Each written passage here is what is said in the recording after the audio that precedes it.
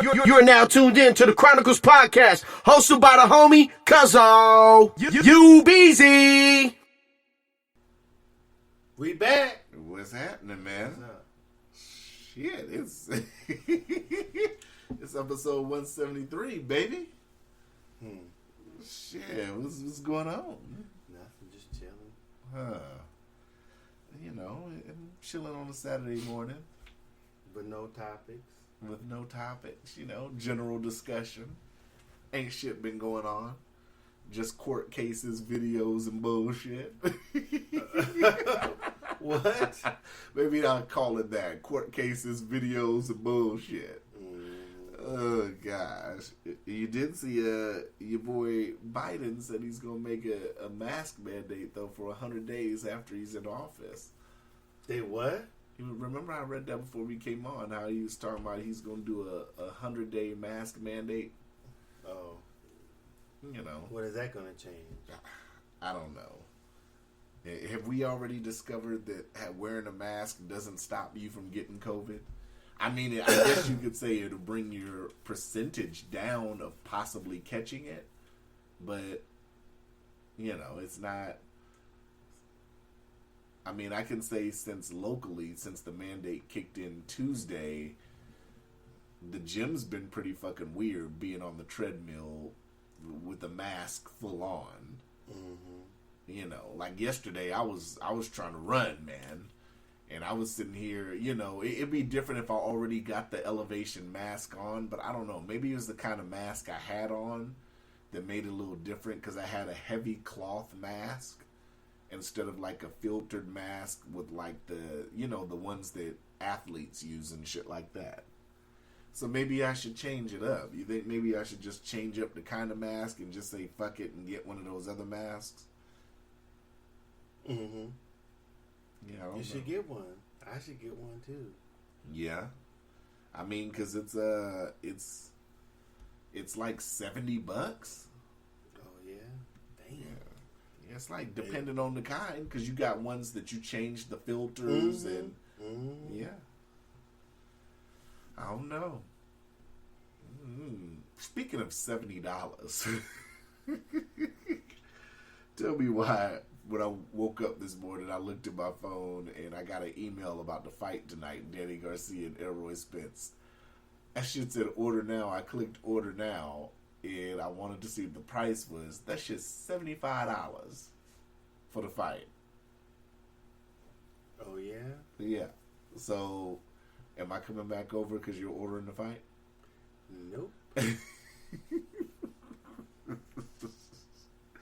Why does it? And you know, it's fucked up because I like Eros, I like Spence, and I like Garcia. Right? They're both good fighters. I think if there was a fight that could possibly be worth $75, I think this could be one of those fights. But the problem is when you had Tyson and Roy Jones last weekend, and people already spent $50 last weekend for a supposed boxing fight, how are you going to motivate those people? Because Tyson versus Roy Jones did 1 million pay-per-view buys, they're saying. How are you going to incentivize those same boxing fans to then again spend $75 this weekend, which is probably about $130 a month in boxing alone? In this economy, how do you incentivize people to do that? They got money to spend, I guess. I mean, let's keep it. Let's be real. I think Spence versus Garcia is probably only going to do 300,000 buys. At this rate, I would say higher. I would guess higher if Tyson versus Roy Jones didn't happen last weekend. I'd say okay. You know, maybe if Tyson versus Roy Jones was last month, like I think it was originally scheduled to be last month in November or in September or October, one of the two, but nothing's going to incentivize people to spend $75 today. That's a tough pill to swallow, right? Not if you really like boxing. I love boxing, but I didn't pay for Tyson and I don't feel like spending $75 for this fight.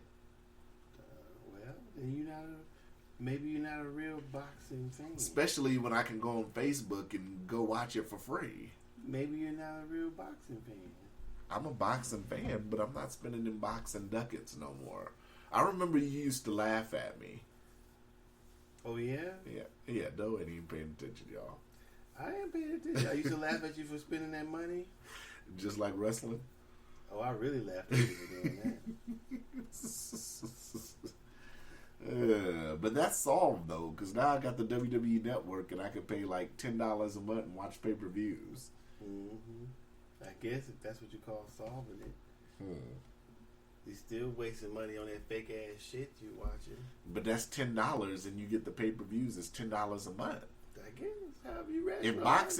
If boxing had a total subscription where you could get every pay-per-view and it was like $10 a month, I would do that.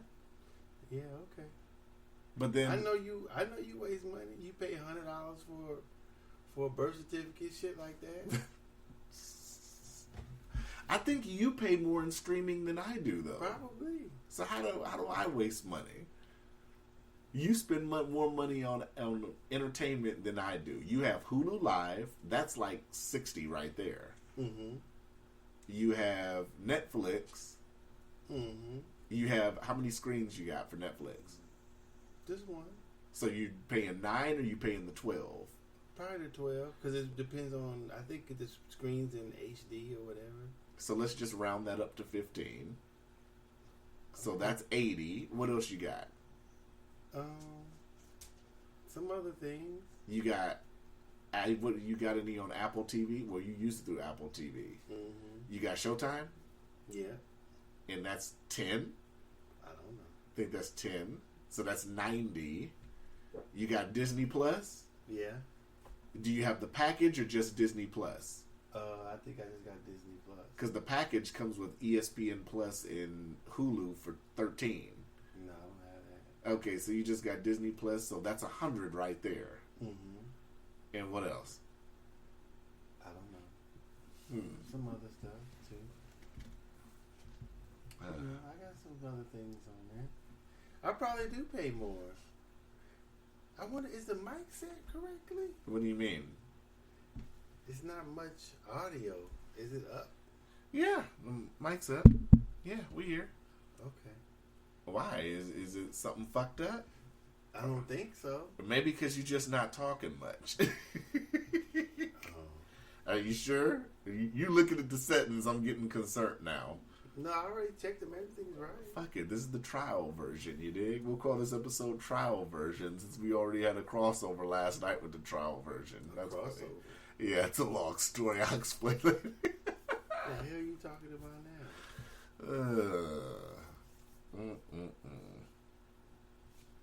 So what's up, Docious, man? We can talk about anything you want to talk about. What you got, man? I don't have nothing to talk about. Throw something at the wall. Let's see if it sticks. You throw something at the wall. Huh? What did you Nothing. What did you think when I just had it and you just said something and it fucked up my train of thought? What about your boy getting knocked out? Oh, Nate Robinson? you know, I thought it was funny at first, but then I had to sit up here and put it into perspective. I'm glad you brought that up. So, you know, with Nate Robinson, people gave him a lot of shit on social media, and the memes are funny. I will say that. But I have to sit up here and give him credit because a lot of cats wouldn't have even gotten the ring. You know? That's how I look at it. The knockout was a beast mode knockout. But yeah, he got knocked out. But I mean, how many people that actually watched the shit would actually get in the ring and try to do the shit? How many people have actually sparred before? I mean, the shit, it takes balls to do the shit. So I laughed at first, but then I had to sit up here and re-look at it and process it and say, you know what? The average person that's making the memes probably wouldn't have even got in there and fought that dude.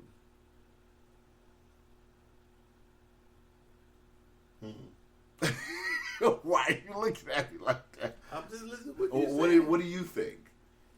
He got what he deserved for getting his ass in there and not knowing what he was doing. But he got in there. Well, Now, he's not a professional fighter. by any means. You can By tell. any means. Okay. So he shouldn't have been in there. He shouldn't have been in there, but I give him credit for getting in there. What credit you give him? From getting knocked the fuck out? He went in there. A lot of kids. If you'd have asked the average person, yo, you get in here and fight this Why? Why would the average person get in there and fight somebody? You wouldn't? No. If they tied a paycheck to it? Nah, I'm good. Why? Because I don't want to be the meme.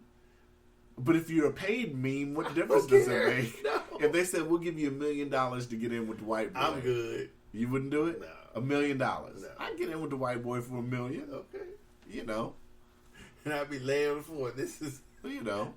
Cuzzo knock the fuck out challenge. I'd make sure if I get knocked out, it's a TKO, not a KO. You can't make sure of that. Oh, I'm pretty sure I can do what I need to do. I No. can hold and No. If you ain't a professional fighter, how you know what the fuck you doing? do a little bit. That's what you get. The little bit of You knock know. the fuck out. He'd have to. He'd knock me out with a body shot. They No, say, he man, wouldn't. Cuzzo got a cold body shot. It don't matter. Body shot, head That's a shot. TKO. I take a TKO No, over a that's KO. not a TKO. Knockout is a TKO is a technical knockout if you get knocked down a few times. Technical is technically if it's stopped. That's TKO. No, it's not. Yes, it is. Technically, stop would mean it's either a 3 knockdown rule or something. A knockout is when he hits you and you knock the fuck out. No, I'm about to learn you today. All right, maybe I'm wrong. We're educational here at the Chronicles too. We don't Go just ahead. we don't just bullshit.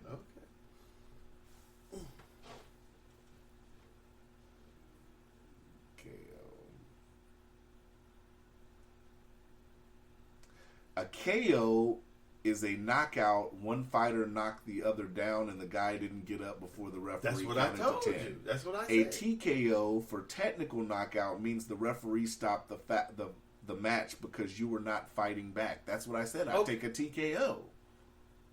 I said not if he knocks you out. That's not a TKO. No, I said I'd take a TKO like a ref stoppage. That's what I was talking Oh, about. I thought you yeah. said. No, I said a knockout is a knockout. If I'm you not don't trying to up, get knocked out. It don't matter. You don't have no control over that. That's what I'm trying to tell you. I would have if he hit you control. with a body shot and you stop fighting, that's a knockout. If he hit you with a body shot, he gonna start and you go down, right? I'd get up. No, I'm saying okay. But I'll be like, this ref. is- I'll be like, you ref. can't- you I'll can't- be like, ref. I got up. You Stop can't it, stop it, just stop it. no, stop it. no. Oh, if they throw the towel, it would be. If you say throw the towel. Okay, they can do that. That would be a TKO. But if he hits you in the body and you go down, which you probably will, he's gonna start counting. Yeah, absolutely. That's not a TKO. That's a knockout. I'm saying I would get up. That's what I'm saying. I would get up. That's what I'm saying. And You then know I you look gonna at get a TKO. I look in nigga. the corner and start winking. If he hits you and you go down, that's a knockout. And you don't get up, that's a knockout. That ain't a TKO. I wonder how much boxing did Nate Robinson do to prepare for this? Obviously not enough. No, I'm just saying he you can't. I don't think. I mean, it depends on the level of your opponent. I would say if it was enough or it wasn't. But if you never boxed before, I don't know what is the minimum. How long you would have to train to just even have the minimal of skills besides natural talent. I couldn't tell you that. It wouldn't matter how much you punch the air, Right. and punch the bag, and Right. speed bag, jump rope. That wouldn't matter at all because you have no rings experience besides that. Well, besides one sparring time with I was willing to do Thursday night fights here, but I said the only way I would do it was if Eddie trained me. That was the only way I'd do it. And I even sat up here and asked Eddie. Eddie was like, "I'm busy, and you know, he's got a lot of stuff going on." So I'm like, "Oh, you can't do it. I'm not doing it." That's the only way I would ever do Thursday night fights. And then they don't even really, you know. I wonder how. I gotta ask him how much. Did he ever tell us how much they got paid for that? Yeah, that's the only way though. And then the weights would have to align too. I'm about maybe 240-ish. I'm not gonna be in there with a dude that's fucking 350 and massive. That doesn't make any sense. Well, dude, the a person your weight hits pretty hard, so I wouldn't be in there at all. Well, it's but it's different if I'm 240 lean fighting a dude that's 350 or 3+ Even massive. if you fight somebody 240, that's a hard hitting person. Mm-hmm. For just the average, at least, I wouldn't be in there with nobody like that if I couldn't fight. You weigh more than me. I wouldn't be in nobody would fight me either. You wouldn't be in there with a guy your size. No, not knowing how to fight. No, it's not worth no $100. $75. Fuck no, I wouldn't be in there. Unless somebody else do that dumb shit. Oh gosh. Yeah, that was the only way I was willing to do it. But then I'm like, no, I'm good. Because, I would train with Eddie. Eddie knows what he's doing, so I would train with Eddie. I'd probably spar. I'd be willing to spar Eddie, too. Some light sparring. Not heavy sparring. Not heavy. Fuck no. I'd be on the other side of the ring. Eddie, we gonna take this shit light. Love taps, baby. Love taps. You might not even get in there. I might as well not even get in there. You fool yourself like Nate Robinson. I've seen Eddie hit before. I'm not trying to be on you go do it for the podcast. Be laying on the mat like Nate Robinson. I would be willing to do some light sparring with Eddie for some extra content. For extra content, I'd be willing to do that to get our downloads and views up. I'd be willing to do some. Give Eddie $500, knock your ass out. Eddie, I want you to hit that motherfucker hard as a motherfucker. Here's $250. I heard Eddie punch one time, and that shit sounded like.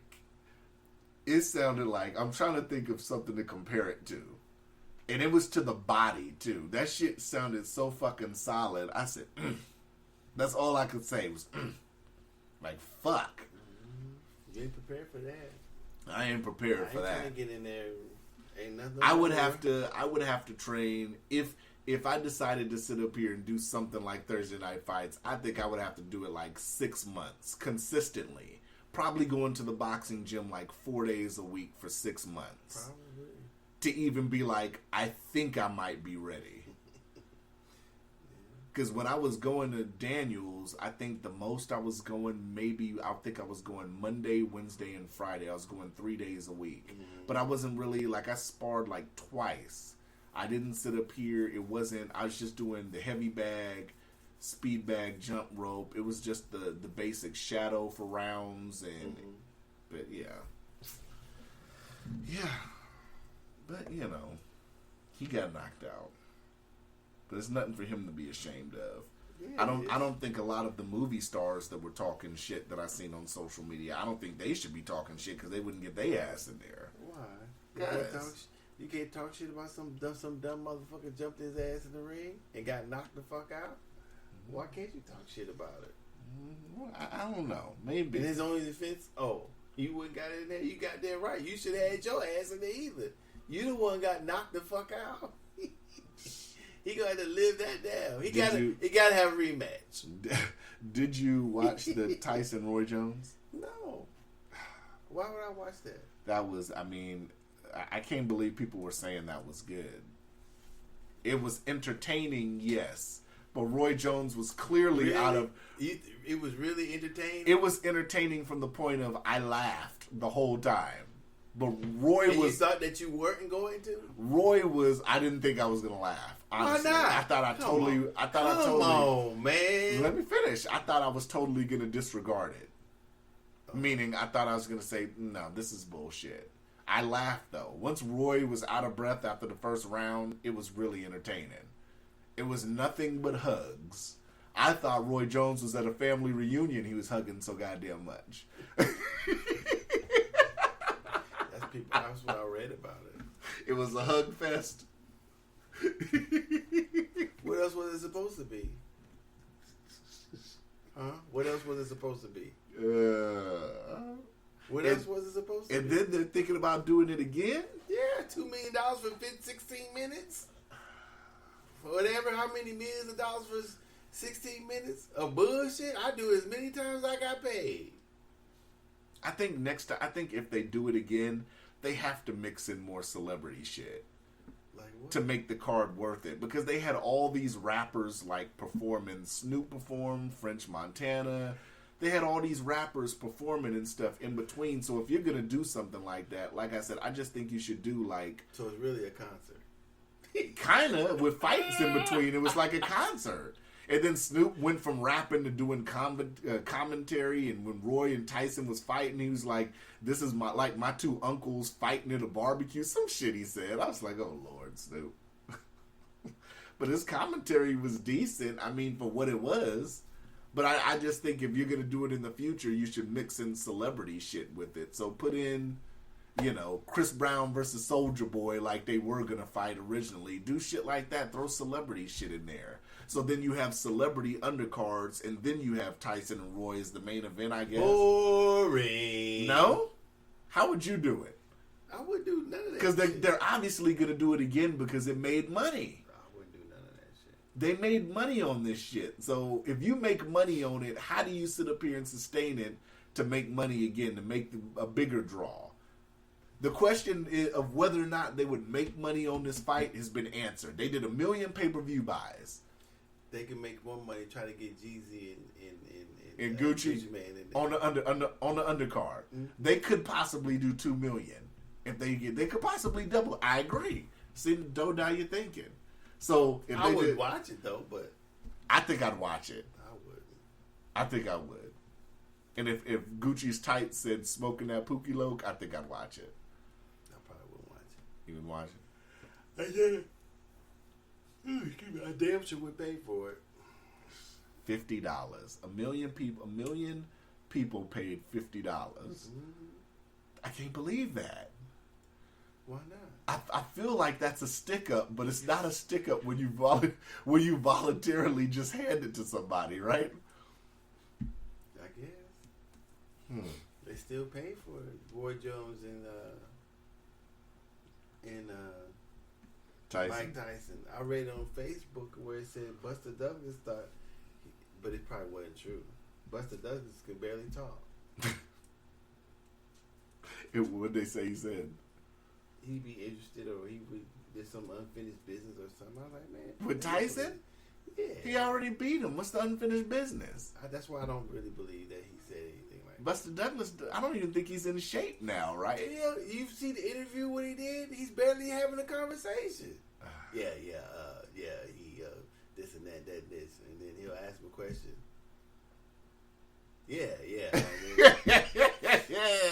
Are you 60? Are you talking like that? Oh, Stop my it. goodness.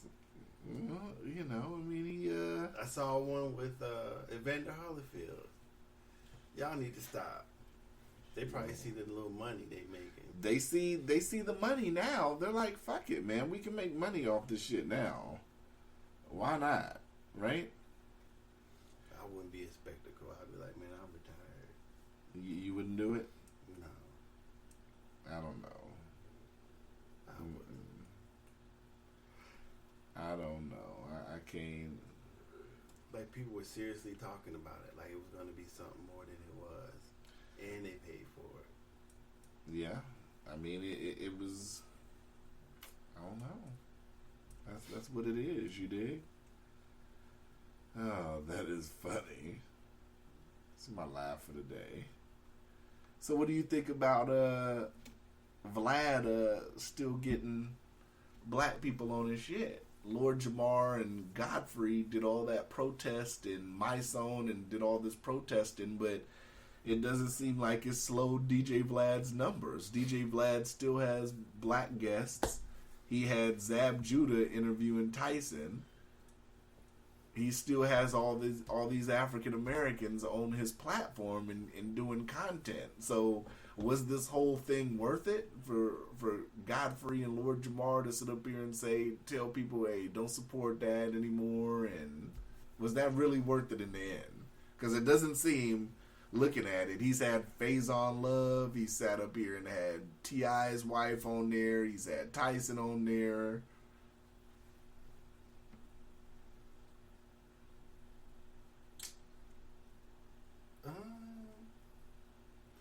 I'm not sure if I see. I'm not sure if I see where Vlad really did anything wrong. I'm not for sure. I haven't really looked at it. I mean, did it all start from Farrakhan? You know? Yeah, the Farrakhan thing.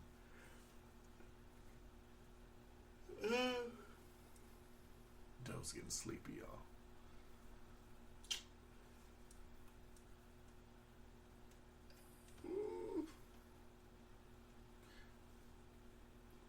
I like, you know, the minister. He says some good things. Like I said, I don't always agree with everything he says. Do you call him the minister? Respectfully, yeah. Why not? Is he your minister? Why would he have to be mine? I didn't say he was my minister.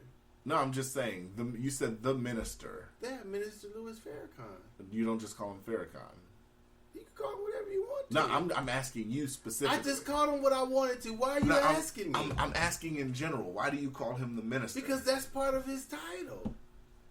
Huh. I'm just asking in general. Why are you asking me in general? How am I supposed to? What up? You said, what do I generally call him? So if I put something in my title, would you refer to me as that? Depending on what it was. Okay, I'm just asking. Okay, go ahead. Okay. I just wanted to ask that. So I think that if they would have to think, Godfrey and who else, and Lord Jamal would have to think that they have enough following or they have enough respect out of the community for people to adhere to a boycott. Mm-hmm. I don't think the audience that watches Vlad gives a fuck about the minister. Right. So I think there's a disconnect between the audience that watches Vlad and the people who listen and watch or even know who Louis Farrakhan is. So pretty much you're saying it's generational. No, not necessarily, but it can be. It depends. You know, the people. I'm older. I don't know exactly what Vlad's demographics are, but I'm going to assume that it's a younger crowd more than it is of people of my age. But I would assume also though that the younger crowd in the African American community, I'm saying, they don't give a fuck about no shit like that. I think it's more like the older, like our generations care more about and have more respect as far as who Minister Louis Farrakhan is. Right, but I don't think that's what I'm saying. I don't think that Godfrey and Lord Jamal have a movement or enough respect out of the community where they can say something like that and people will follow it. Mm-hmm. You see what I'm saying? I see what you're saying. So Louis Farrakhan has enough followers that he could probably command that allegiance. If he said something about it, but he's never. I've never heard him. But then again, he doesn't pay attention to shit like that. That's why his followers probably don't even watch Vlad. That's what I'm saying. So he has never personally said anything about it. It's people who respect Farrakhan that have said something, I believe. So it's cross-cancelization. Neither one of these demographics even fuck with each other for this to make a difference. I think that's what it is. Partially. I like that, though. I like that. It makes sense. So, I don't know, Faison may not have, enough, or at least, I can't say enough respect because I don't know how much respect they have for Louis Farrakhan. But they may not respect Lord Jamal Godfrey enough to deter them from going on the show. I'm not for sure. I don't know how to really explain it, but hope I'm trying to explain my point. Mm-hmm. So I don't think so. I don't think it's what he did. I don't personally think what he did. I don't know if he did what he did maliciously or Who, Vlad? Yeah. So I'm not for sure. I have to listen to it again. It's part of it. He's entitled to his opinion. Exactly. As well as Louis Farrakhan, because he says things too. Yeah, that's true. Nobody's beyond saying shit. Yeah. I don't know. So I don't know. If people still go on there, they still go on there. That's their choice, right? Yeah, it hasn't slowed down his viewership or his content at all.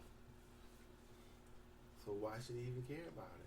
Two people who used to ride with him tough, now all of a sudden they boycott him. Does Godfrey and Lord Jamal even listen to Louis Farrakhan that much? I mean, that's a good question. I mean, do they know especially Godfrey? I don't think Godfrey's just riding around here with a bow tie. And well, he doesn't have to necessarily have a bow tie. Have they even read his book? I agree. That's a good question.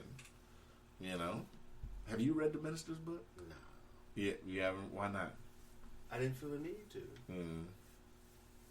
I'm not a Louis Farrakhan fan, but I like the way. I've always liked the way he's spoken and said what he said in the face of what he's been through in his life. I'm sure. Right. I would much rather Malcolm X be alive now speaking than him. I'm more of a Malcolm X type of person than a Louis Farrakhan type of person. I think he would have had a way different outlook, though. I think over time, Malcolm X's mind frame would have changed even more. Because he was starting to change towards the end, his mindset. So I'm wondering how far that mindset change would have been. I don't know. A lot of people... As far as what him thinking what versus now. Because, in the beginning, a lot of... What's the word? It kind of seemed like he was more willing to sit down with and have more of a dialogue with white people towards the end. After he made his Mecca and realized... His Hajj. Excuse me. My apologies. His Hajj. To Mecca. And, realized that, there were white Muslims, blonde hair, blue eyes, and all that. It would just be interesting to see when he was starting to really process and change how further that change would have went. Even Martin Luther King, too. Well, it would probably have been difficult to mesh. I can only imagine.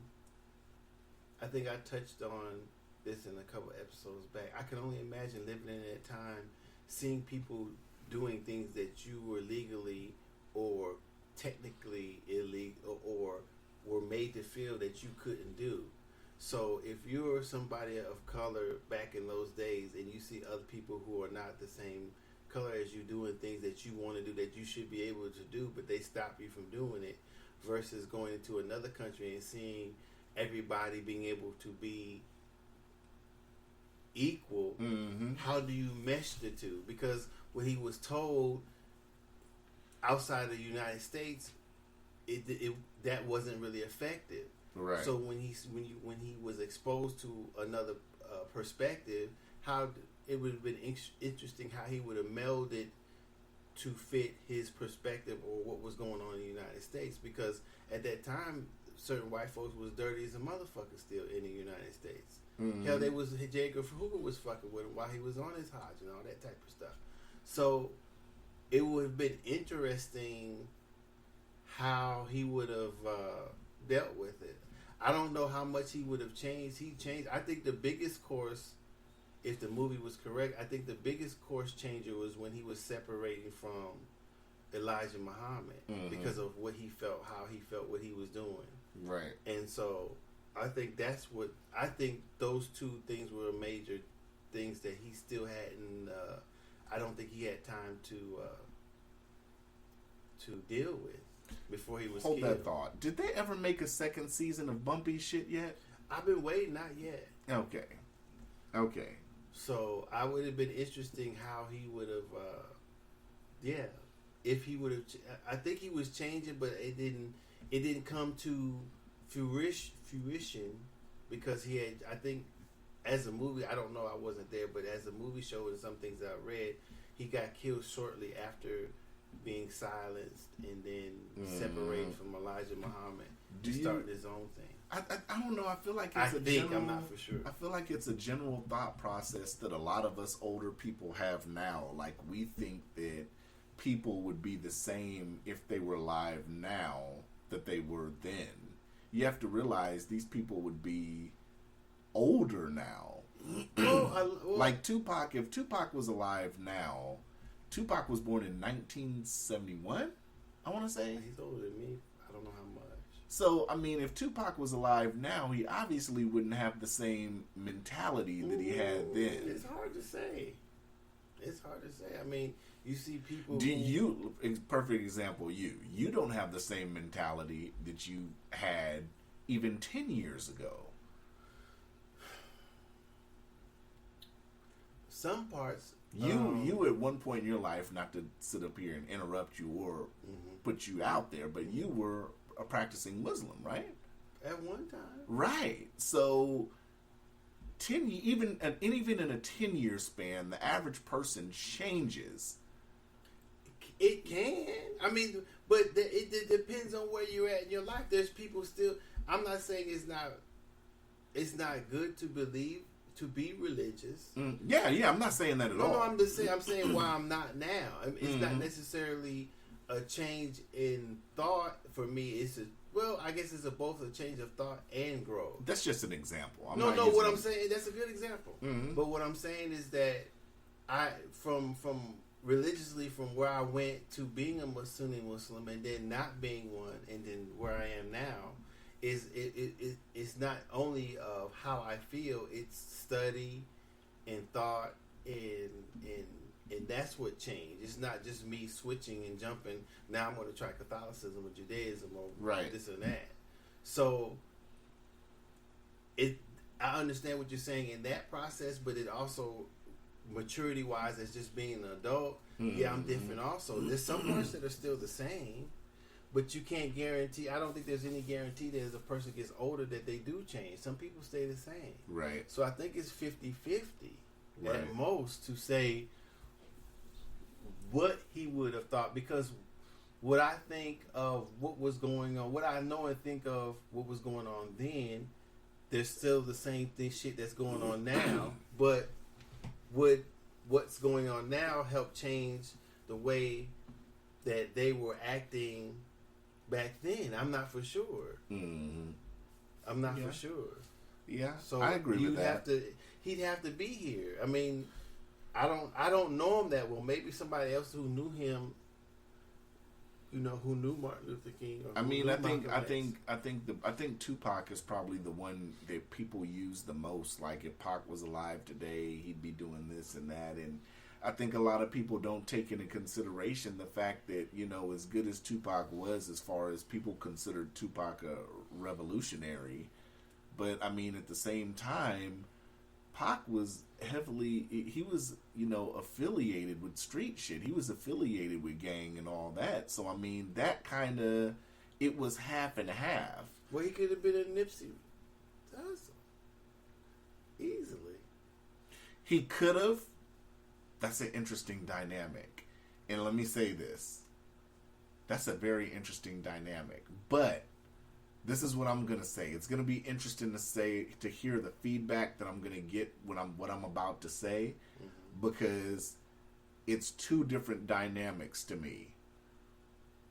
Pac was a revolutionary in the fact of where he thought we should go. But he had all that other street shit, all the other gang shit, and all that other shit was engulfing him at that point in his life when he was with Death Row and all that shit, because now more of it comes out now when you talk to people like Mob James. For the people that didn't know, you know what I'm saying, his affiliations and all that, of how Pac was becoming more engulfed in that. Nipsey, on the other hand, was in that 100-fold, but then he started changing to where, well, I can't say change because he was always business minded like that, but you kind of saw what he was trying to do, opening businesses, talking more business. I'm not saying that he would have been a Nipsey Hussle. I'm saying he could have died later on in his life. No, I'm just saying I think the same way as Nipsey Hussle died, irregardless of the business acumen or what they were doing in their lives. I'm saying that had he made him getting shot at the studio, I mean, he had a series of being almost killed a few times. So I mean, was who he was. I mean, it could have been a combination of who he was hanging around, what he was saying, what he was doing, that led Tupac up to what had happened. People might think I'm crazy for saying this, but I think in the end, in the final year, let's just say, as dope as Tupac's 2 albums were, All Eyes on Me and Machiavelli, those are dope albums. But as dope as those albums were, as far as personal growth, I feel like Nipsey had more personal growth that last year. That's just my honest opinion. People might disagree with it, but I mean, you saw the growth, but you're basing it on just looking from the outside. Yeah, you're right. I'm basing it from the outside. I mean, but I mean, also there was a lot of turmoil and stuff too with Death Row. Dr. Dre leaving. Well, what I'm going to say is if there was a lot of change, why did he even speak to the dude? You see, so. And what I mean by that is, so, how can I say what I want to say? People feel how they feel about people snitching. Right. This Nipsey Hussle is not hustling, I don't believe, illegally. Mm-hmm. He's rapping. He's married. Was he married to Lala? To the old girl? Yeah, I think so. Well, he has a partner. They got kids. You know, she's well off, I guess. He's well off. He's doing stuff. Why say something to the dude? What compelled him to even speak to the dude in any type of way? Not that the dude was beneath him, but he's doing so many other things. Why involve yourself in something like that? So, did his actions lead to? I mean, dude, I don't think dude was supposed to kill him, but did his actions or his decision lead him to get himself killed? I see what you're saying. So,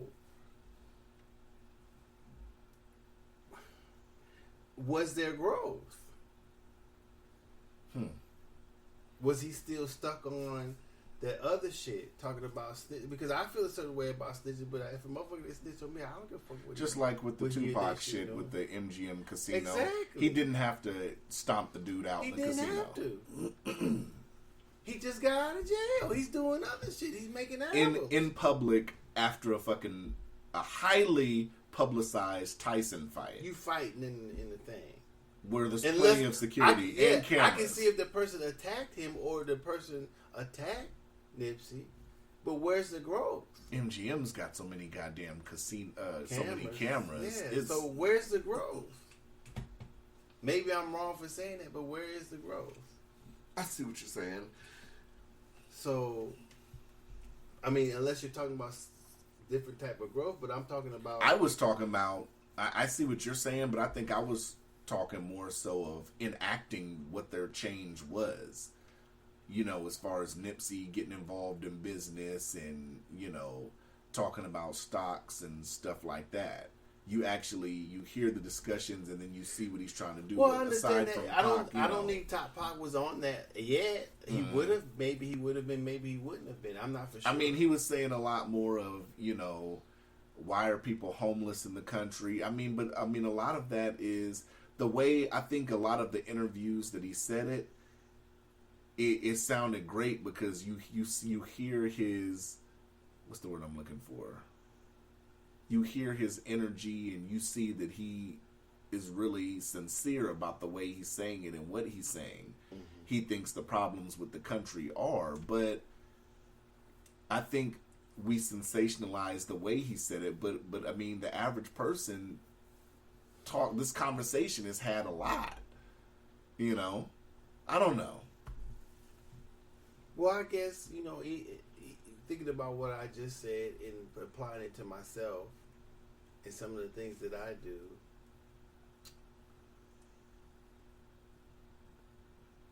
I guess he had, I don't know, man.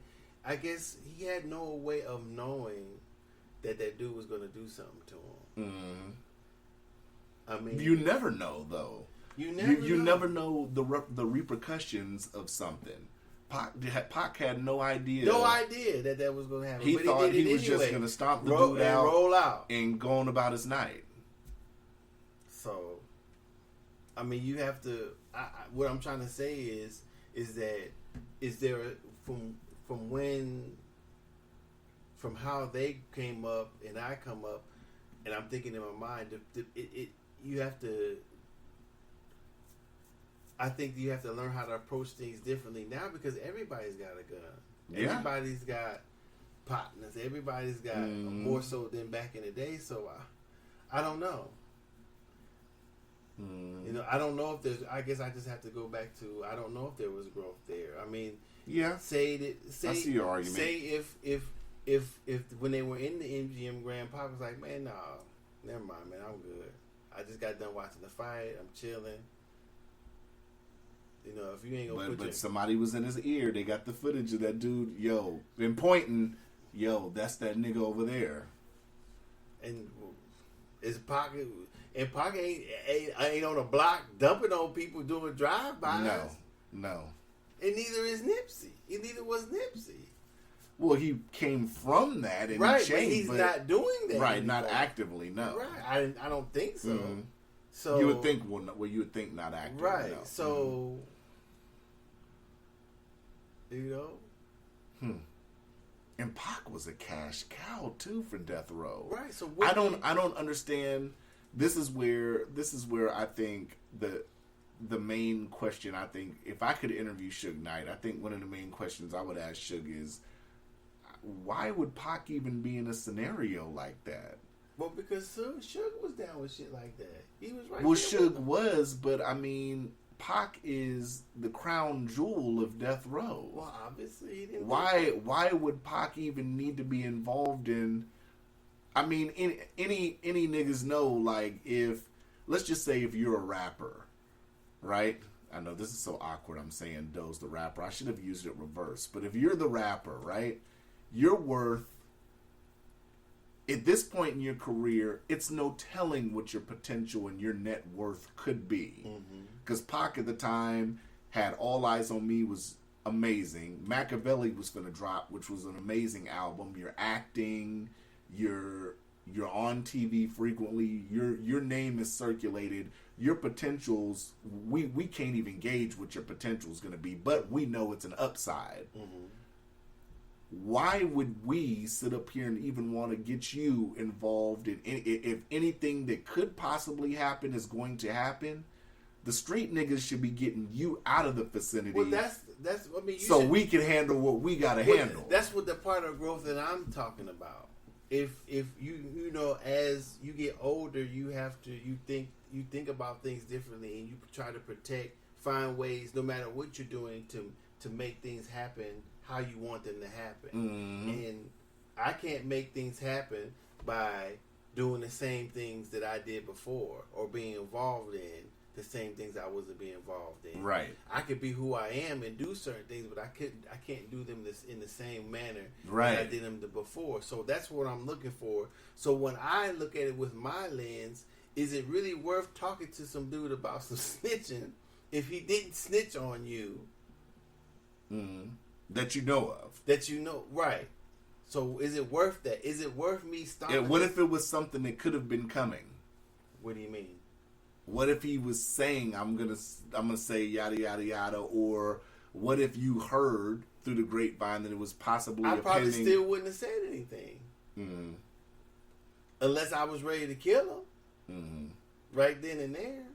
That's how I think. Now, from where Nipsey's point of view, I think that he should think that way too.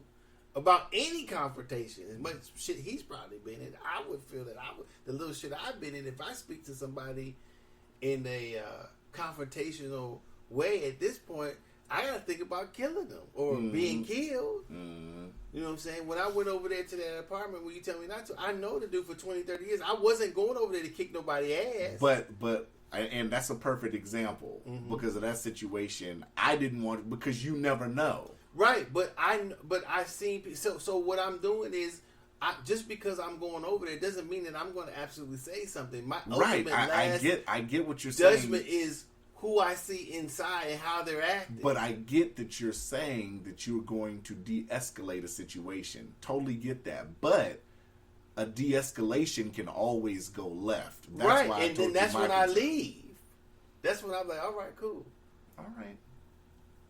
Because I didn't go over there and say, hey, man, telling them what to do. Yeah. I just say, man, come on, man. Because some motherfuckers go 0 to 100 real quick now. Right. And he, like you said, he could have came out there flying. He could have been on something and tried to hit me or whatever. But I didn't really, I trusted that I knew him enough that he wasn't like that. He sat over here, talked to me, and I've talked to him. I've known him for a long time. So if there was any degree of that element going on, I would have said, okay, cool. If I had time, but it could have went left. Yeah. So you saw my genuine concern. No. What do you mean? Wait a minute. What the fuck you mean you didn't see my genuine? You're trying to get a pat on the back. No, I'm trying to get I'm trying to get a pat on the back. No, you cool. No. I'm looking out for you. You probably laughed at when I hung up. Not at all. Not at all. I was genuinely concerned. Did you call back? Not when you hung up. No. Okay. I said this fuck nigga done hung up on me. Yeah, that's it. That's why I said no concern at all. None. But you did call me back though. I called you back. Yeah. Now if you didn't call me back, I would have. But I had to call you back. Yeah. Yeah. I said. I had to call you back. I said this. So where's your concern at? I said this fuck nigga. Where's your concern at? I said this nigga. I said if he don't call me back in a couple hours go by, I hope he did. Yeah. Wouldn't do that. Genuinely concerned. Definitely wouldn't say that. I had to call you back. You were so concerned. You was at home biting your nails. And then you nervousness. And then you called me back mansplaining. I didn't mansplain. You did. See, I knew him. It was okay. See, you mansplained. No, I didn't. Which is okay. I'm glad you called me back because I'm glad I knew you was call it okay. whatever you want to. Mansplain, whatever the fuck that shit is. I appreciate it because I'm glad that you're okay. No, I wasn't talking about if I was okay or not. That wasn't my concern. I knew I was gonna be. I knew I was gonna be okay. You felt, but you never know. No, you never know. But right. it's living here and done in the many things that I've done and how many people I've spoken to. Yeah, I felt I was gonna be okay. Okay. I'm just saying, you can't run the gambit all the time, though. No, if I hadn't known him at all, I'd have been like, shit, call the police on the ass.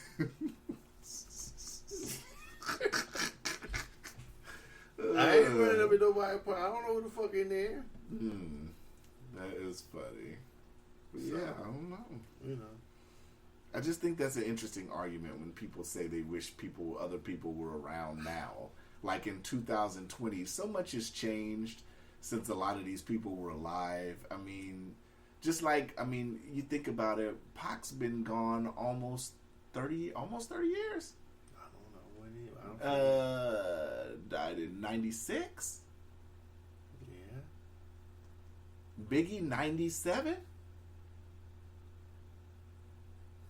I mean, that's a long ass time ago.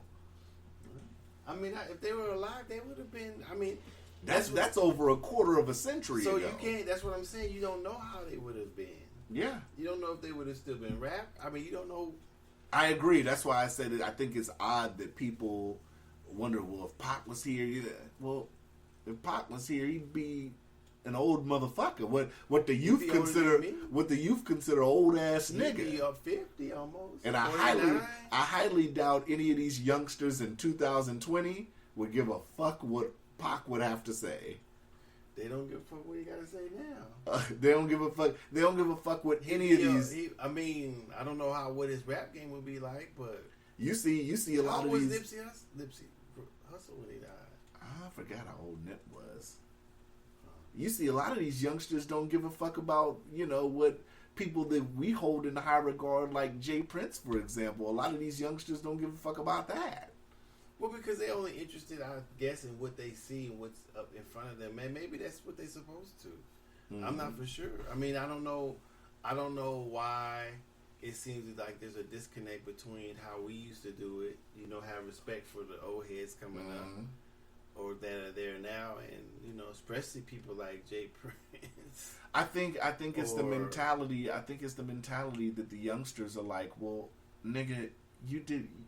The shit you talking you did was 10, 20, 20, almost 30 years ago. Right, but nigga, we catching bodies now. Right. But the only reason why you're able to get the money you're getting and the audience you get is because we did it before you.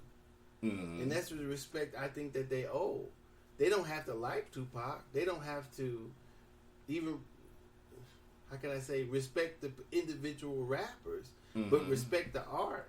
Right. You know, without these people here, the Sugar Hill Gang didn't get millions of dollars off being one of the first on the thing. So the only reason why you're here is because they did their thing. Yeah, that's true. And if rap had been started now, you wouldn't be getting shit. Yeah. So the people who pioneered the very art you're getting paid off of making millions is people who done it for peanuts compared to what you're making now. So that's the respect you should have. Yeah. So that at the very least, that's what you should have. Yeah. You know. So to talk about somebody who did it before you and did it well, you know. They say, well, this or that, or talk bad about them, you know. I guess. Yeah. I wouldn't do such a thing. Especially not about Pac, Biggie, Andre 3000, Eric B. and Rakim, you know, Grandmaster Flash, all that type of shit. Curtis Blow, all those people didn't make the type of money that people making off of rap albums now. Yeah. But they, you know, were some of the first to do it and do it well and get paid back then that was getting paid. I don't know though. A lot of motherfuckers now ain't making that much money. Well, I'm saying the people who you've heard saying their comments are making pretty good money, more money than they would have been making if they were just starting rap right now before these people who did it before them. I mean, the highest selling artist from what we gather, hip hop artist was Megan Thee Stallion. I think recently, and she only sold. Nigga, don't roll his eyes. but I'm saying though, the most popular, most selling right now, I think right now from the charts a few weeks ago is Meg Thee Stallion. She only sold 92,000. I mean, the wave of millions is over, right? Jeezy's new album. 92,000. That bullshit she was talking. Jeezy's new album, at the week of the Gucci Man battle, he dropped his album that week after the battle, if I'm not mistaken, 25,000 first week. That's it. After having 7 million people watching the battle, your new album only did 25,000. Because he didn't have Gucci Man on there. He should have did a EP with Gucci Man. So I don't even think there's a formula no more to sitting up here and selling. I don't know. I mean, I've been outside of that for so long. I have no idea. I'll say social media obviously has to be part of whatever the game plan is. He should have did a feature with Gucci Man immediately. Gucci, come on and do this song with Might me. as well. Or said fuck it, we're doing a joint album. Because 25,000, I know if Gucci and Jeezy would have did an album together, that shit probably would have did close to at least 100,000 first week. Probably even more. It'd be interesting. But 25,000? My question is, why haven't they, where's the Gucci Man interviews? I agree. Why hasn't nobody been trying to do? I haven't seen one. I've seen Jeezy's been on Breakfast Club. All of Hot them. 97. Yeah. Can we get Jeezy on the podcast and he talk to everybody? I'd have been there. Man, call Gucci Man up here and see what happened. Why they not interviewing Gucci Man? Or if they have, where is it at? Maybe it ain't as good as what Jeezy's saying in these interviews. That's a good question. I never thought about that. Somebody said that on social media. I was like, damn right, where the fuck is Gucci Man? But then again, I haven't been looking for it neither. Well, I haven't been looking for it, but I figured it would pop up if somebody did something. Yeah. Jeezy's been popping up all over the place. Maybe maybe it ain't really squashed. Oh no, it maybe Gucci still has resentment for he that should. shit. He should. He should. I mean, Jeezy can sit up here and come out and do all these interviews talking about his personal growth and shit and all that. But at the end of the day... I like Jeezy, but man, fuck that shit. Look, I like Jeezy too. I agree. I like that he's had personal growth. But like I said, at the end of the day, you could have had a man possibly killed. I don't think... This is the only time that, even though I like somebody as much as I like them, Jeezy, I don't think he's being real. Oh. No. Woo! Ladies and gentlemen, Docious is a solid Jeezy fan, and you're saying that. Yeah, that's not real. I mean, to come out and not say exactly what happened and to act like he's a bigger person after possibly putting a hit out on somebody is just not... That's right. not real. You can't claim personal... I don't believe that you can claim personal growth and really nobody know exactly what happened. Right. I agree. And be able to examine your growth. Well, why would you do something like that? Right. Why would you... You made a great speech, which was just an intro to a song. Yeah. Why would you do something, even though you say you're not that person, why would you do something like that? Have you taken this man to the side and apologized to him for that? And what did you say to him? Right. Has anybody asked him? I don't know. No, I'm saying, has anybody, I was going to say, from what you've seen, has anybody even asked him? Has he been in contact? No, hold on. Oh. Has anybody asked him, has he even been in contact with Pookie Loke's family after that? Yeah. That's a question I'd have. That too. Has anybody asked him these questions that we have? When I watched the Hot 97 interview, it seems like he kind of swerved the question of when they asked him how the after party went. Because it was supposed to have been a joint after party with him and Gucci, but I haven't really... He kind of gave vague... And that's what I'm saying, it's not real. I'm not saying his change isn't real. That's right. I don't know him. I'm saying that the public... Perception of the beast being squashed. Oh no, of him being real with it. Mm-hmm. Real change has to be... I don't think it's sincere. That's why I'm saying it's not real. So I think he's living. I think he's self-promoting himself in a false way. So only because I haven't heard. Now I could be wrong about that. So what do you think he should have did when Juicy? Smollett. I'm mixing Gucci and Jeezy. Came out with Juicy. Hey, if they come out with an album together, that should be their name, Juicy. Right? No, Goozy. Yeah, Goozy. I think he should have said when Gucci was saying all that shit and then he stopped Gucci. I think that should have been the moment that he said, look, he could have went into the speech and said, look, now at the end of the day, I did some shit and I'm sorry for what the fuck I did because I had a hand in this whole situation that happened. I had a major hand in this, and I have to sit up here and be honest with myself about the role that I had in the events that took place between me and you. Mm-hmm. None of that shit was stated. That I heard. Or in any of the interviews that I've seen. Exactly. So that's why I'm saying it's not real.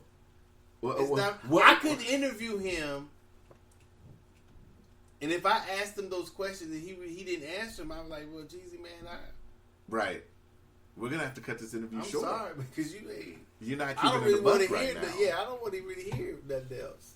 Maybe somebody else could interview you, but... Because part of growth is part of growth, and not saying it means that you've grown and you're totally grown up, but part of growth is reflecting on past situations and realizing how you were involved in that situation. Right, and if that person or people or whatever... If somebody confronts you with it and you say, you're right, man, I had to apologize. Right. But it wasn't none of that. That I saw. Or have heard. So. That is a great question. I didn't think about that. I never thought about that. Like, why hasn't Gucci... So, I'm not... Until I hear Gucci say something, then I'm not really on board with all that bullshit Jeezy's doing right now. Yeah. I mean, I And don't why know. should he? The nigga tried to kill me. Why the fuck should I say anything? You have no reason to. That's why I was laughing when the internet was taking Jeezy. Oh, Gucci's just showing out and Jeezy's being the real man here. Really? Like I said, if Gucci had came around the corner busting at him, I'd have been like, shit. That's what he did. The hit returned. So, hey. I don't know how big the rumors were, but remember I told you I was watching it and it took an hour. They were an hour late even starting. Mm-hmm. And from the rumors I heard, I don't know if they're true, but that people were possibly going to back out of it. That's what was taking so long. I don't know if that's true or not, but I mean, maybe the nigga was nervous. This motherfucker might be a setup. I would, yeah. Who wants to get smoked on Apple Music, nigga? Or at all. Who wants to get smoked live on Instagram? Who wants to be around a motherfucker who tried to get him killed? Like I said, he got to be the better man. To be in the same room or whatever for a motherfucker trying to get him killed. Right. That's traumatizing. Yeah. So how the fuck, Especially, I mean, it's different kind of traumas, too. I mean, the trauma of sitting here and somebody's trying to actively, you don't know who's coming to get you. Yeah. The trauma of somebody showing up, and let's just say the person shows up, he tries to shoot through your door or whatever, and he misses, and then you shoot back, and then you kill him. The trauma of him actively coming in your house, and you guys are possibly struggling over a gun. And then to see the motherfucker who jumped this shit off? Come on, man. That's what I'm saying. Jeezy ain't being real. Yeah. That's totally true. That's crazy, man. For me, in my perspective, he's not being real. Like I said, I don't see how Jeezy could have looked himself in the mirror after that. I mean, growth-wise, it's saying that he's grown and he hasn't. I mean, if he could publicly have verses, he could publicly say, have an apology or say something on publicly on the record if you're gonna have a verses with the man. Right. Yeah. That's crazy. And I don't think all those interviews are real either. No, of course not. Hot 97? They ain't even say shit. The Breakfast Club? He didn't say a motherfucking thing. Look, I want to know what the fuck. He come and show up over here. Jesus, what happened? Yeah. What happened? For the motherfuckers who don't know, which I don't know, what the fuck happened? Don't tell me. I'm going to tell him straight up, I'm going to have Gucci Man on here to say how he feel. I'm going to say, I'll be like, and don't tell me this is between two men and between two G's and all that, because you said you're far removed from that life. Interview over. Go on, get him out of here, G. He said, man, what happened between me and Gucci is between two G's. No, nigga, it's not. Because you're far removed from that lifestyle, and you've said you've changed and all this shit. So what happened? What happened? Let's hear it. Don't sit up here and tell me in a book 2 years from now what the fuck you could tell me right now. And that's how people should be talking to him. For real. Yeah. You're right. I thought for sure he was going to really tell me something interesting. I think that Hot 97 interview was like 35 minutes. And I don't feel like I've learned anything more about the battle.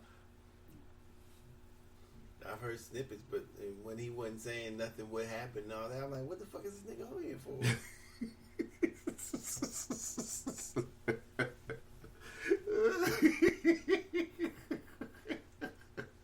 Do you feel any different now? Have you listened to Jeezy since then? Yeah. Do you feel any different listening to the music now? No, I still love his shit. Right. But you don't think in the back of your mind like I'm sort of like in T.I. mode a little bit with him, I wouldn't say T.I. mode. I said a little bit. A little bit. That's fair. Not in the same, that's but fair. I'm trying to give how I feel about the T.I. situation, so I put a little bit of that on it. So it's not diligent. What was the word? Diligently? It's reasonable. Oh. It's not a 9, it's a 3. Yeah, it's a 3. Oh, it's like, gosh. because you try to, when rap first came out, what you rapped about, who your rap persona wasn't that far from who you really are. Nowadays, that's two different people. Mm-hmm. So I'm under the impression, still kind of, because the way I came up during rap is that your rap persona and your real identity are kind of close together. Mm-hmm. They're not the same, right? But they're kind of close. But so to have those so separate from each other, it boggles me. It's still, I have to understand that now that rappers rap about things that they never done before, or they never even experienced. So in that case, do you think it's a time? Like, I'll give you a perfect example. I had an article sent to me. I'm in this group chat, and it was an article sent that I guess on some show, I think it was Snoop that announced that they're forming a super group of Snoop, E40, Too Short, and Ice Cube. Okay. What are your thoughts on that? Since we're talking about that, why? Interesting, but maybe not interesting. It sounds, when I heard that, I'm like, it sounds cool, but this maybe would have been cooler 30 years ago, 25 years ago.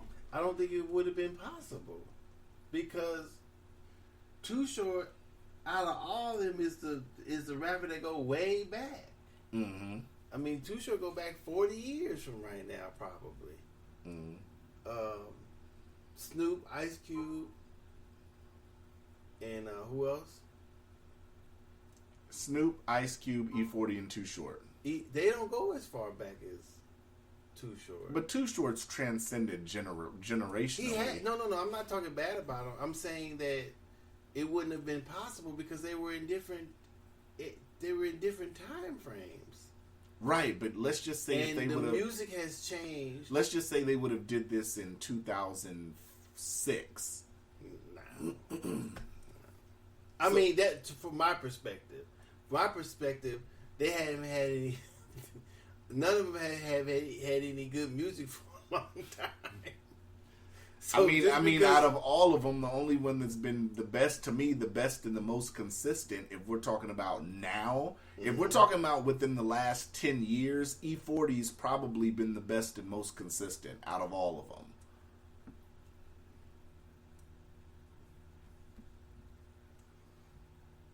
Career-wise, you could say Ice Cube or Snoop. I mean, probably Ice Cube overall, if we're talking about entire career. But if we're talking about who gives a fuck now, E40 is the most successful out of all of them.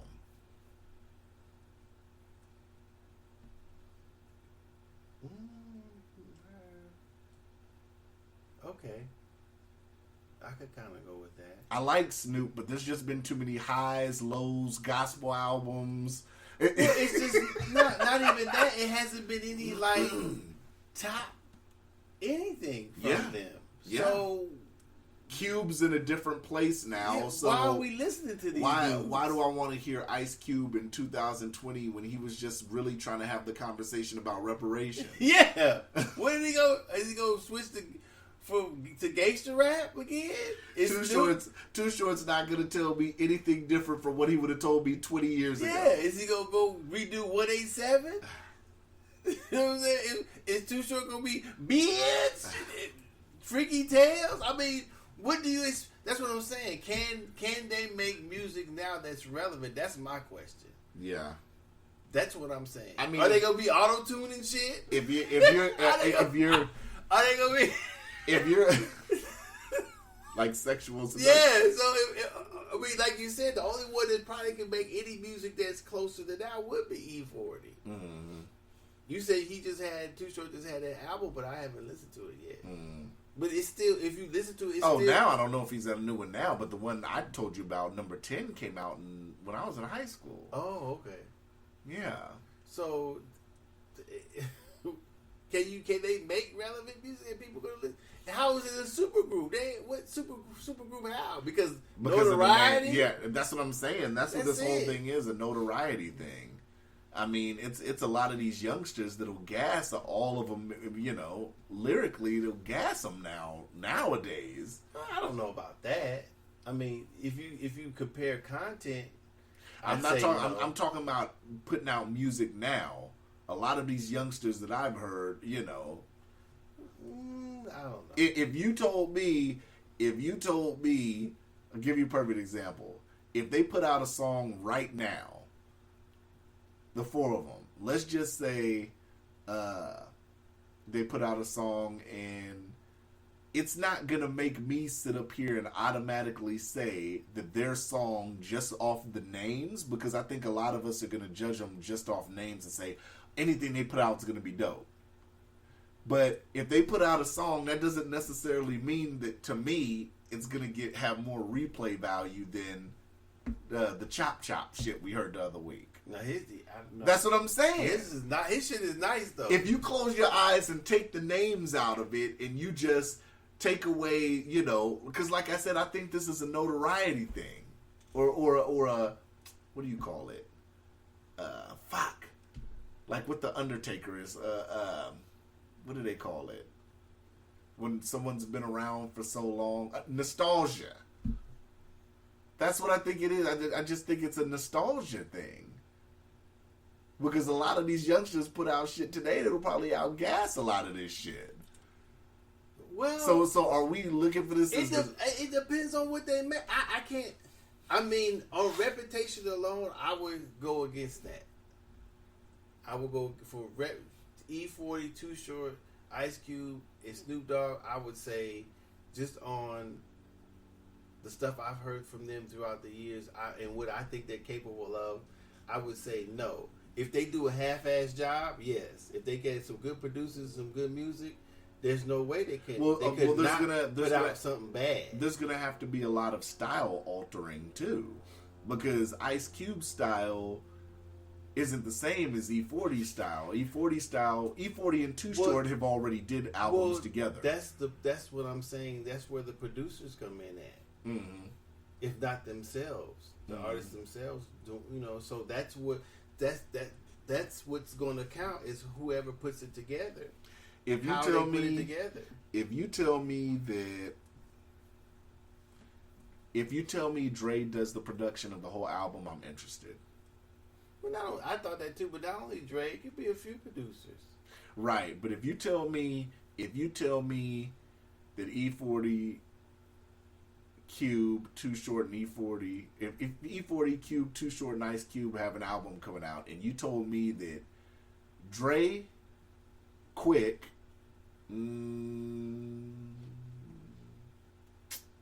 I'd say maybe the Mechanics did the whole album, I'm sold. I mean, it could be.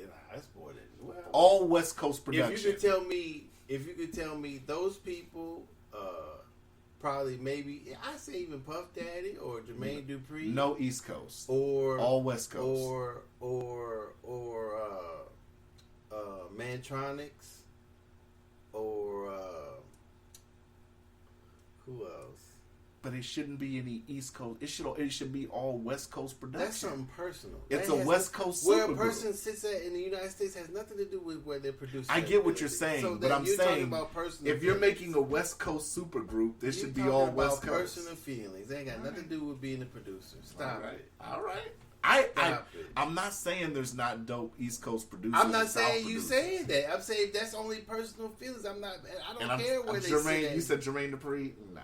Yeah, I'm sure he produced some good stuff. He has, but I don't think for those four. No, I don't think that would work. I'm saying it would be interesting to see, even if it said Teddy Riley, Jimmy Jam, and Terry Lewis, somebody. It would be interesting. Maybe that's what he was doing when he did the verses against Babyface. Maybe he was setting up to make beats for this album. Maybe he knew 6 months in advance. It could be Swiss beats. It could be. Oh, Swiss is dope. It could be even if it was somebody, even if Jay Prince was involved. Now to be fair, Swiss can make beats for anybody. Swiss is that dope. All right, then. So I'm saying. And he's already worked with Snoop. I think Swiss has already worked with Snoop and 40. I think if it was DJ Khaled, I would kind of laugh. Yeah, no. If you told me DJ Khaled was going to be on the first track, maybe even Master P might even make it interesting. Master P didn't do production. Beats by the Pound did the production. Okay, Beats by the Pound. I don't know who. Have they? I don't think Beats by the Pound even still makes beats, right? I don't know. That'd be interesting. So it's got a lot more. It depends. Yeah, I don't know. That's crazy. What's your people that did for TLC? What was his name? People that produce for TLC? Mm-hmm. Andre. No. What was his name? Didn't Babyface do some of TLC? Maybe. I'm talking about what the first thing. I forgot his name. But you know, there's a bunch of producers out there. That's going to be interesting how the revenue's going to be split too. I mean, for Ice Cube, what is he getting out of making this album? Why would you be worried about that? I'm just saying in general, like, what is the incentive for a supergroup? That's 4 ways that you'd have to split the money.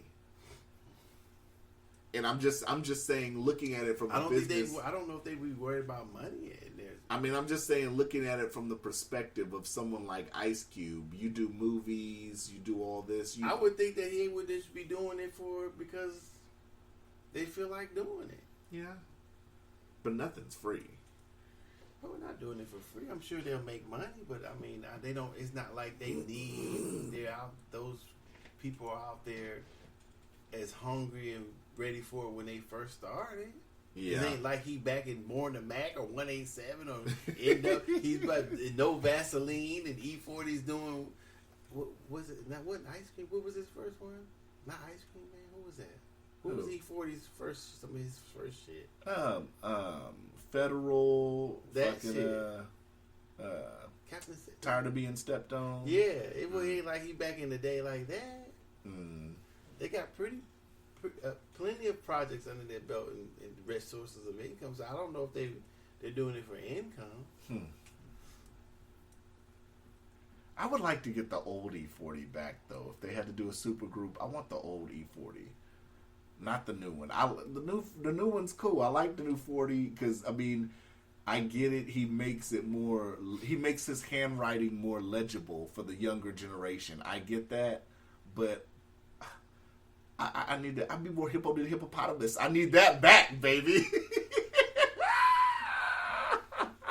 I didn't like that shit. Man. Look up in the sky. It's a bird. It's a plane. You just said that. I'm like, this nigga all off beat. No? What's that nigga's name? Captain Samuel House's name. Bring that nigga back one time.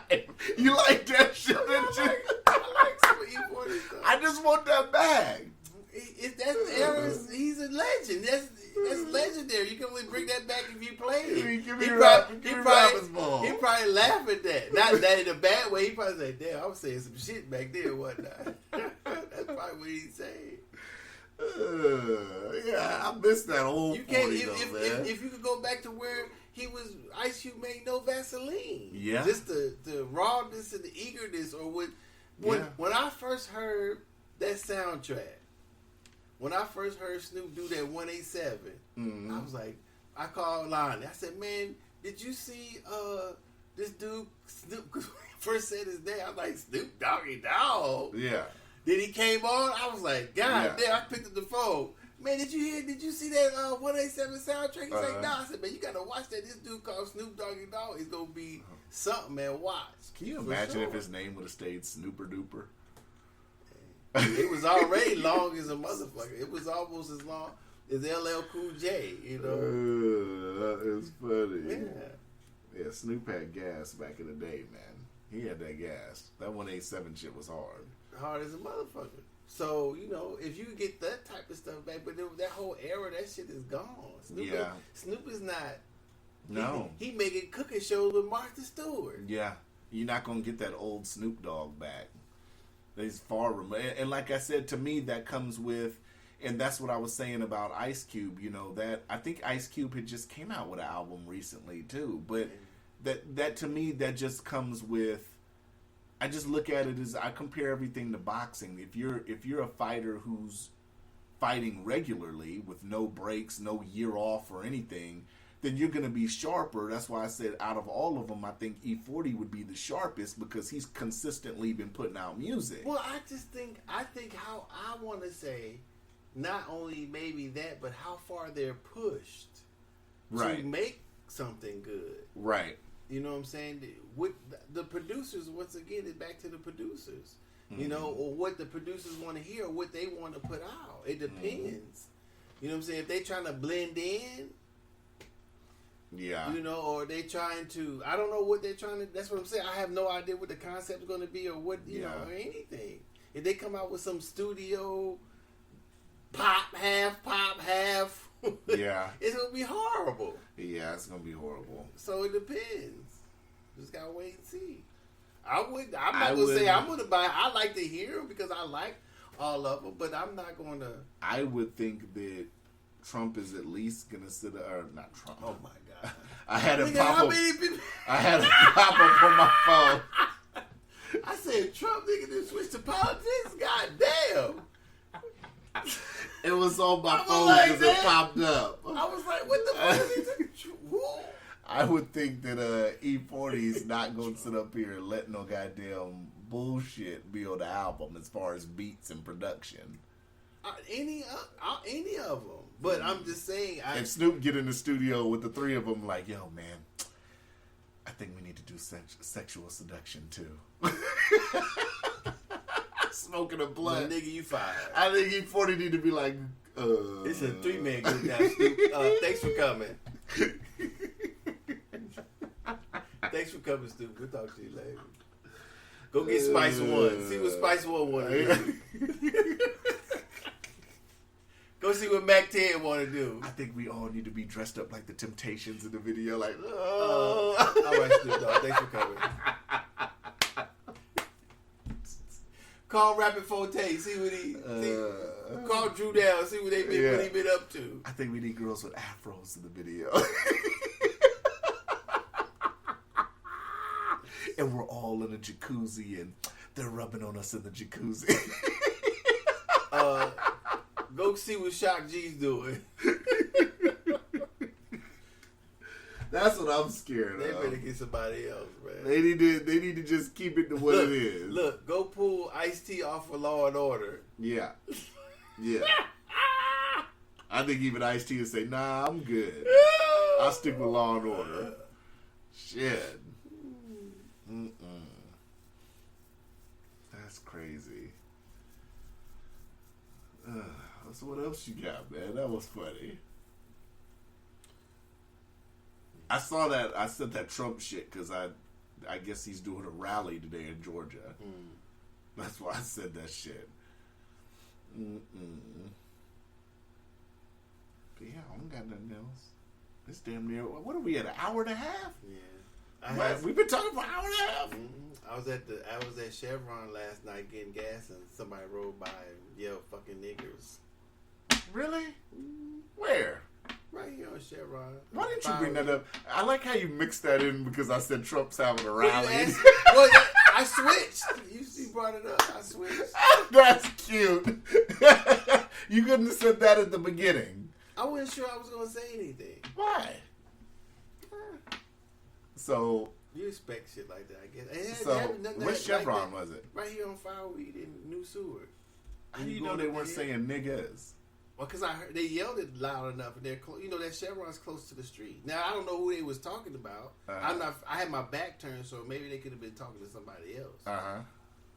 Something you don't even know. That's speculative. I know that I said exactly what happened. I was outside, right, getting gas. But you don't know if they called you. You said me. I didn't say. I said somebody rode by and yelled it. I just said. But I don't know. You sure they didn't say niggas? I heard what they said.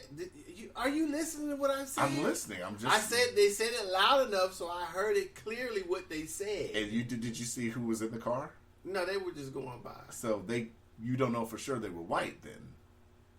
I didn't say they were. Oh. I didn't say they were. I didn't say some white folks yelled for. God damn you! I threw that in there on purpose. You just be making up shit. I was stirring the pot, baby. You making up shit. I didn't never say they were. They could have been black. Mexican? I don't know. Like I said, I had my back turned. You know, oddly enough, the last time I've heard the ER actually was from a Hispanic.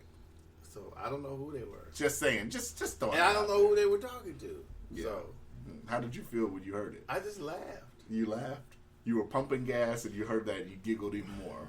Yeah. I was like, well, I looked around to see if anybody else, but nobody seemed to acknowledge it. So I'm like, okay. You were the only black guy, or was there other black people there? I didn't see any black people there. Oh, so you were the only one. That I saw, yeah. So it could have been somebody that you wronged in the past, and they seen you, and they just said, fucking nigga. I like how but it was an S though, so it was a plural form. Oh, so it wasn't directed at. I can't rightly so say or say that it was directed at me. I just said they yelled it. Someone yelled it. That's exactly what happened. Do you ever think about that? That like, have you ever considered like? I think I asked you in the past that someone you wronged in the past would just see you randomly and say some randomly shit. Could I what? Have you ever considered that somebody would see you like that, just say some random shit, yell at you in traffic? They would. They should, fuck you, motherfucker. I'd have to accept it. You'd have to accept it? If I agree with that I wronged them. That's interesting. Ah, that's funny. It just said I didn't say they were white. I threw that in there on purpose. Yeah, of course. I like to stir the pot. You're not stirring the pot. You just making shit up. Almost like I said it that they were. Like I said, I didn't see them. What do you want for Christmas?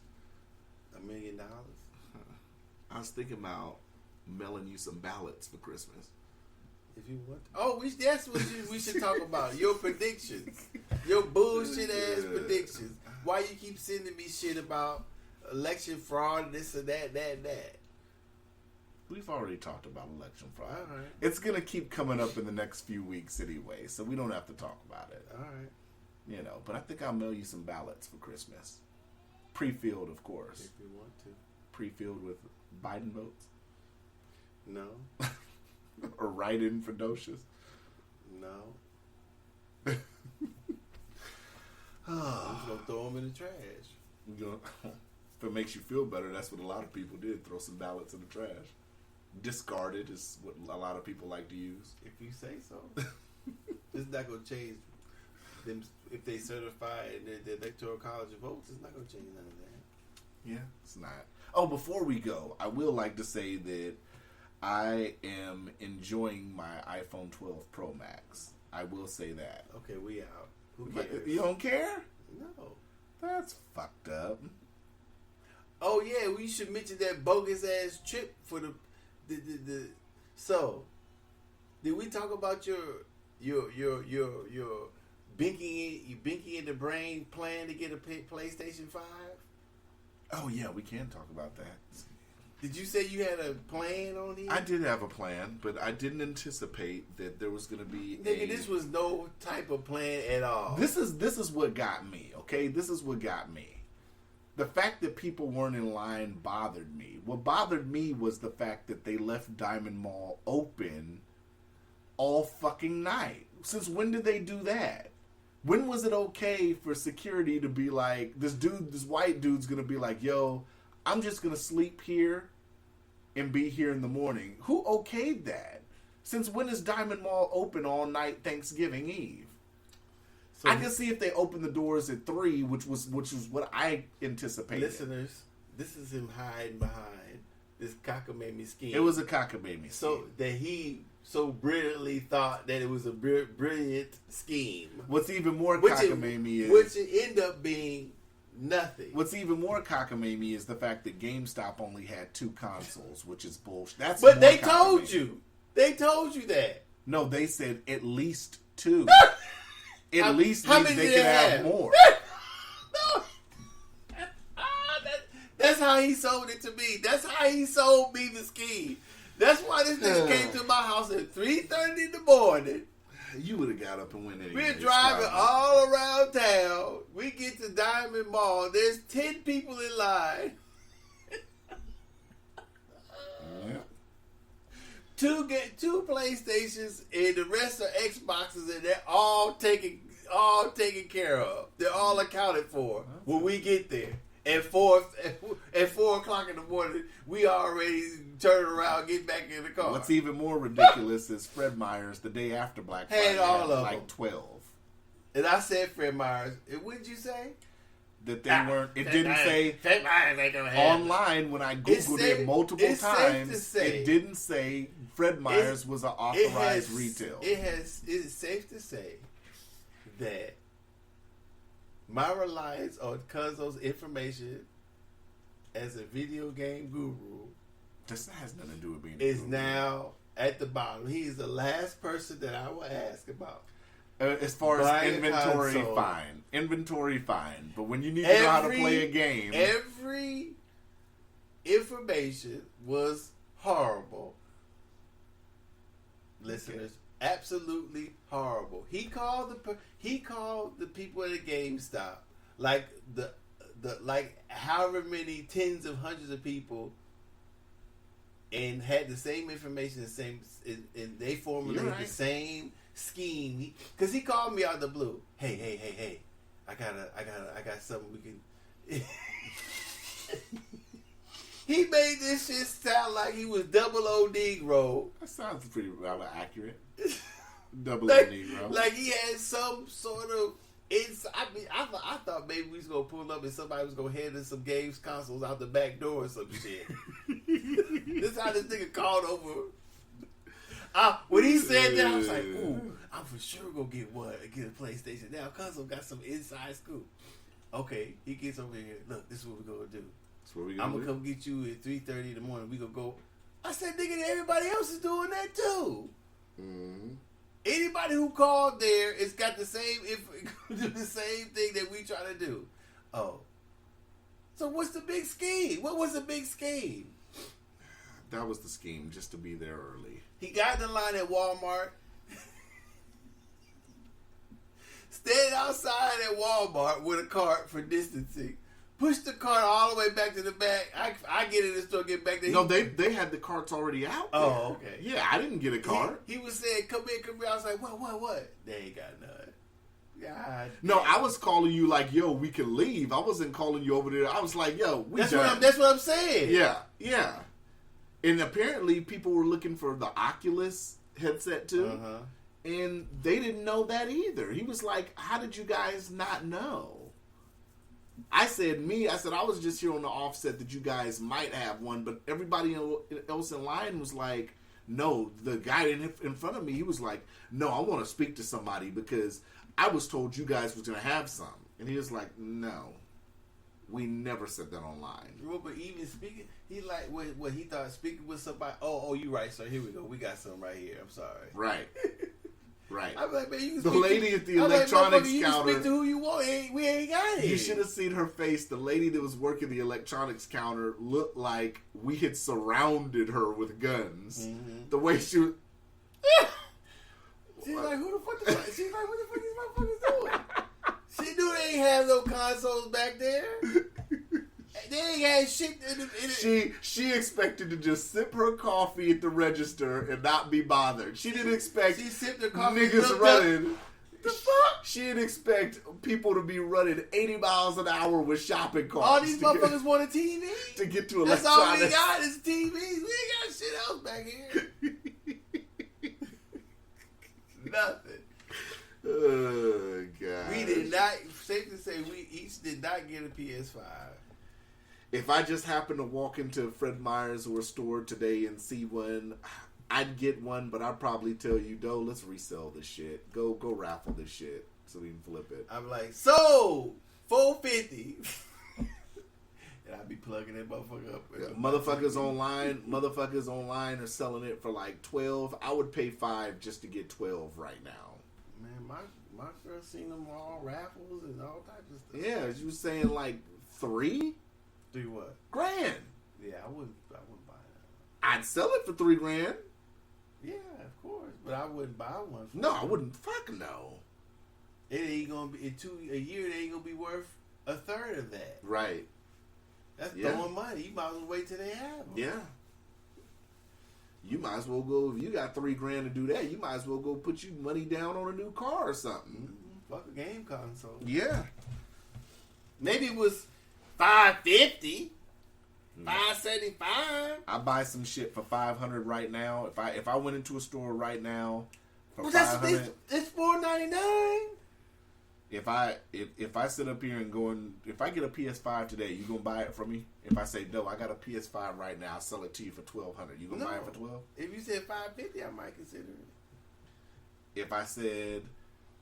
If I bought one today for $500 and I said, yo, I need you, let's flip this and I'll give you $100 profit. If we sell it for $12, I'll give you $100 of the $12. Would you do it? I don't know. I'm just saying. You had to give me more than that. You had to give me $200. If I can sell it for $13 and I give you $2, you do it? You gonna give me $200 regardless. Why am I gonna give you $200 regardless? Because I'm the one flipping it. Okay, so if I can get $2,000 for it, yeah, I'll give you $2. You do it as a percentage. I'm getting $200. Or you gonna flip it yourself? That's what I'm saying. Right. So you just said you do it for $2. So if I got $2,000 from it, you'd give me $18. Whether you get $2,000 or not, I'm getting $200.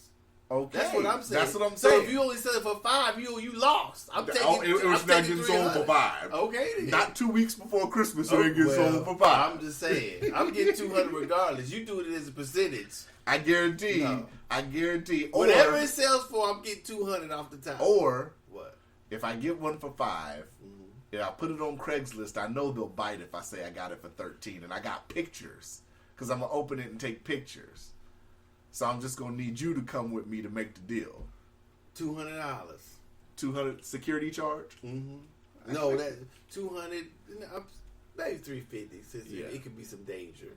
Yeah, that could work. That could possibly work. Yeah. All right. Just making sure, just in case I come across one. Whatever. That shit'll be at your house, hooked up to your TV. I put that on everything. If I find one today, I'll straight up call you and be like, "Yo, I want to flip this shit. I'd rather have $1,300 right now than a $500 PS5 that might brick on my ass in about a week." Whatever. I can wait for the second version. Whatever. Yeah, straight up. I said it here first.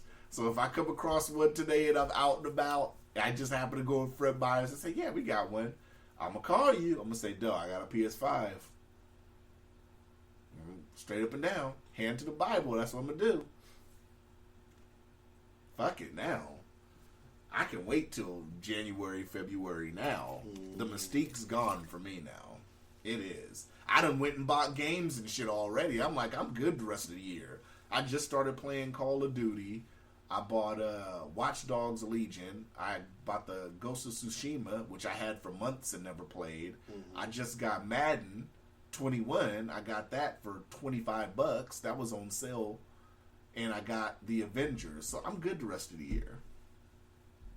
I just hit a shit ton of sales last weekend, so I'm Gucci. You know? What I'm going to give a fuck about playing PS4 games on the PS5? It ain't that serious. I'm Gucci. I get one now, I'm flipping. Straight up. Yeah. So yeah. Anything else? Yeah, that was a harebrained scheme. To say the least. Yeah. Alright, we out. Episode 173, we out. Trial version.